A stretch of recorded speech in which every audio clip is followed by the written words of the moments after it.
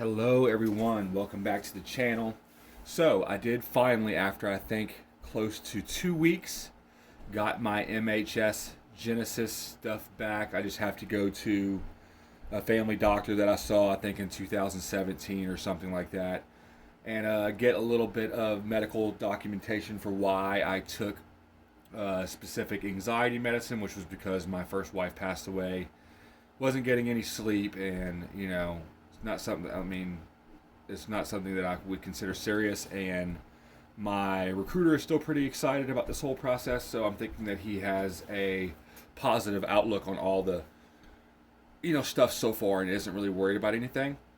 There was somebody who commented on another one, something about them have been in some type of rehab for marijuana before. What people have to understand is rehab isn't like medical unless it's for a specific where you're in rehab for a bone break where you have to get rehabilitation. But drug rehab and things like that aren't the same. They don't really report to the medical field like your family doctor would, or like if you tear a muscle and have to go through rehab for it or something like that. Drug rehab isn't the same, so that's something that I do not think that MHS Genesis would pick up. You could always talk. I would definitely suggest talking to your recruiter about it. Say, look, I went through this. I was an idiot back then. I'm not like that now.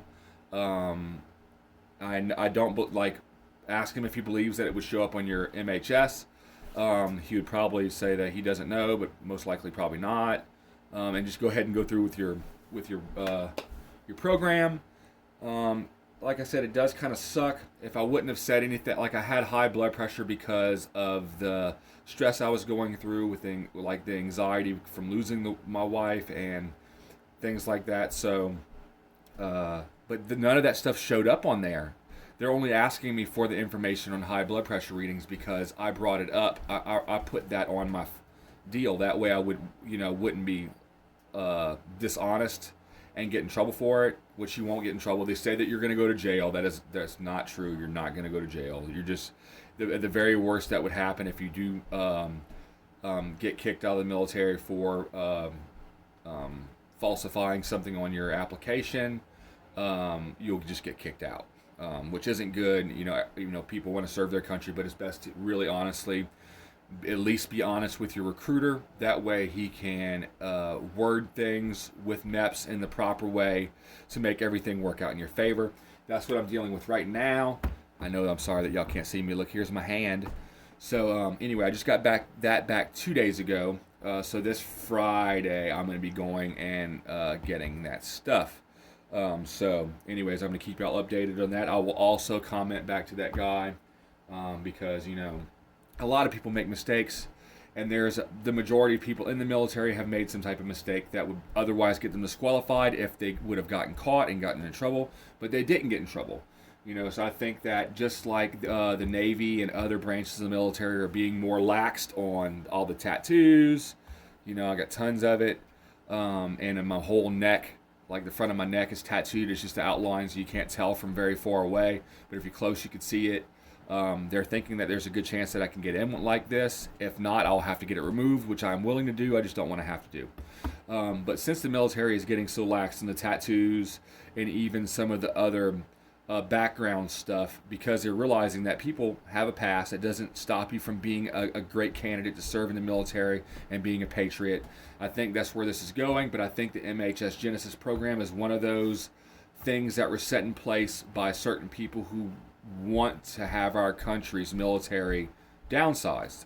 So people like Joe Biden and things like that. But I hopefully up here, even in midterms, this November coming, this year's November, this stuff might be put to rest. I'm not seeing this program last very long because it's really messing up the recruiting and the amount of people that make it through MEPS is almost being cut in half as far as what I can tell, maybe even worse than that. So definitely believing that the Genesis program will not last, but right now this is something that we're having to deal with. So I'm just telling y'all what I'm going through because I'm in it right now. I just actually went through it. Now I just have to get those medical documents for my recruiter to send to MEPS. And I am enlisting in the Navy. that is what my plan is. I'm not sure whether or not I'm going to be a Master at Arms, which is military police. Only thing I do not like about the Master at Arms in the Navy is you do not deploy as far as any type of combat situation like the Army would or the Marine Corps would. If you're in their military police, you get deployed to combat situations. There is a good chance that you will, but in the Navy, as a military police, you focus more on the law side of everything and working the brig on a ship, or signing in and out firearms, and just things like that, or being on patrol, anti-terrorism, things like that, which is great if you want to have a career when you get done with a state, as a state trooper or a local policeman or sheriff's deputy. Things like that is great. Whatever it is, it's definitely a good thing. I also thought about religious program specialists, because you do get combat training. Master at Arms they do get extensive firearm training and combat training, but just not like really hand-to-hand combat training.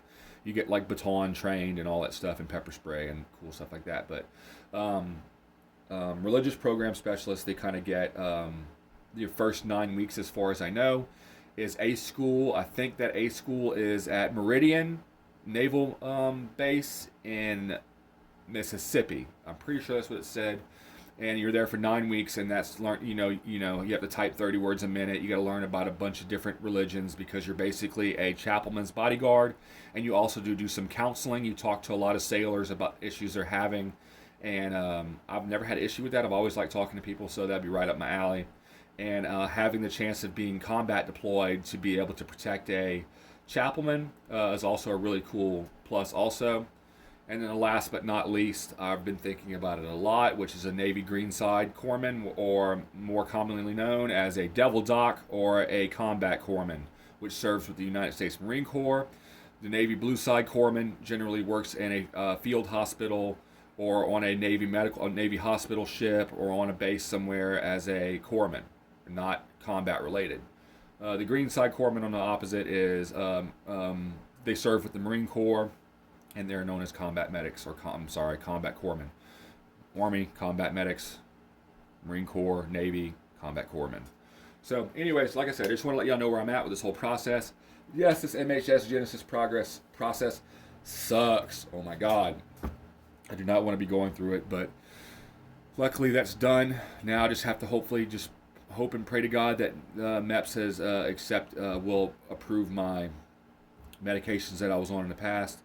Never for any long period of time I got prescribed them, and was always just not wanting to take them, because I knew that the issues that I was having weren't because I had an underlying issue, but mostly because I had a really close friend, wife pass away, and was trying to deal with all that stuff, plus raising a 14-month-old on my own was just really rough. So now, at this point, that happened when I was 27. I am now 32. So we're now going to give it a chance. So anyways, as always, God bless every single one of you. Thank you for stopping by. As always, like and subscribe if you want to support the channel. The link to my Patreon is in the description of the channel, so feel free to do that. Thank y'all very much. Have a great day. Bye-bye.